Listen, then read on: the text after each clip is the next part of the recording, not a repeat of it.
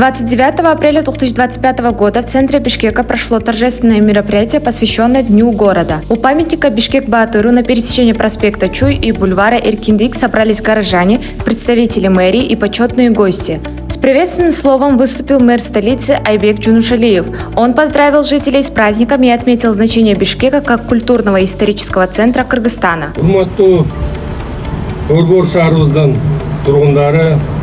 Жана меймандары, кадырлуу ардагерлер жана ардактуу атуулдар. Бүгүн Борбор каалабыз Бишкек шаарынын күнүн салтанаттуу түрдө белгилеп жатабыз. Сиздерди сүйүктүү шаарыбыздын күнү менен жеке өзүмдүн жана Бишкек шаарынын мэриясынын атынан чын дилимден куттуктаймын.